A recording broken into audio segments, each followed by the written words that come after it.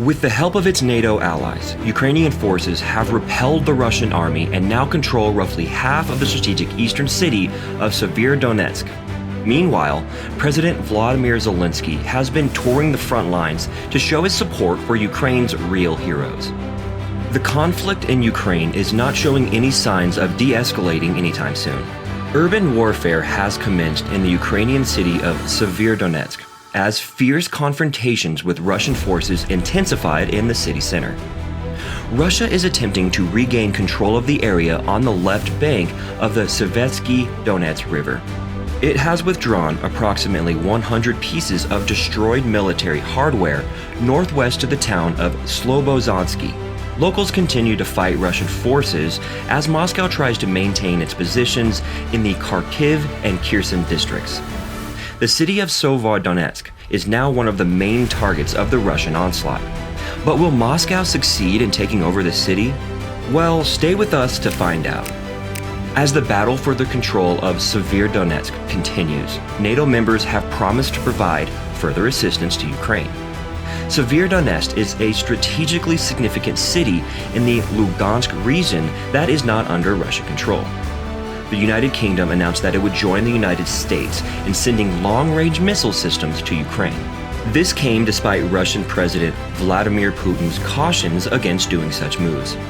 Since April, fighting has intensified in Ukraine's east, an area where Russian forces have made modest but steady gains after being fought back in other parts of the country, including the capital, Kiev. According to the Institute for the Study of War, or ISW, Russian forces had taken control of most parts of Severodonetsk last week. Still, Ukrainian bombardments drove them back to the city's eastern outskirts over the weekend. Capturing the city is among Russia's main objectives because it would give them control of nearly the whole Luhansk region. The effectiveness of the Ukrainian counterattack in Severodonetsk, according to the ISW, indicates Russia's diminishing fighting capabilities in Ukraine.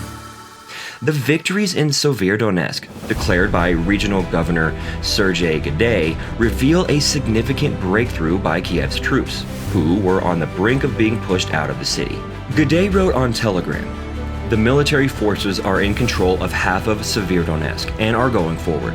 In the same article, he warned that a new Russian onslaught appeared to be on the way. Russian troops have advanced north from Popasna, and Russian artillery is bombarding the crucial supply lines from Bakhmut to Lysychansk. If Russia takes the route, Severodonetsk and Lysychansk will be left with only one supply route via Seversk. According to the ISW, the latest reports of Russian reinforcement being sent to Bakhmut indicate that Russian forces have sustained significant losses in the area. Lyman is currently under Russian control, although efforts to converge on Severodonetsk from Lyman and Izyum farther west have halted due to the fierce fighting over Severodonetsk. Since the conflict began, Russian forces have sustained significant losses. Russia is likely to have suffered severe losses among its middle-level and junior-ranking officers, according to the UK Ministry of Defence, or MOD. This may be due to the fact that these units are usually developed on the front lines of combat.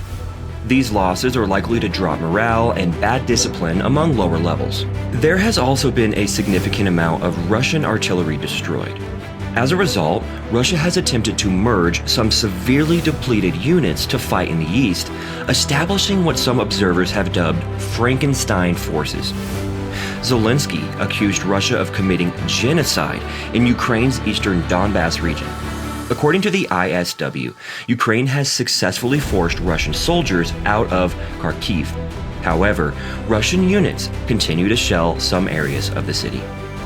Recently, Ukrainian forces have attempted to limit localized counterattacks north of Kharkiv, capitalizing on Russia's attention on Severodonetsk in the east. Russia now has complete control of the city of Mariupol in southern Donetsk, following a 2-month siege that ended on May 20th with the surrender of the troops at Azovstal industrial complex. Analysts believe that the city's collapse will allow Russian soldiers to join the war in other villages and towns where Ukrainian forces are being shelled. On June 5th, President Volodymyr Zelensky paid a visit to the Severodonetsk defensive front line to speak with service members. He expressed his gratitude for their excellent work, dedication, and devotion to defending their country. I am happy with everyone I saw, shook their hands, chatted with, and supported, Zelensky said following his visit in his daily evening address. Each family has its own unique story to tell. The majority of them lacked men, he stated. Someone's spouse went to the war, someone's husband in captivity, and someone's husband died tragically. In a tragedy, without a home, there is no one to love. However, we must live for the sake of the children. True heroes can be found among us.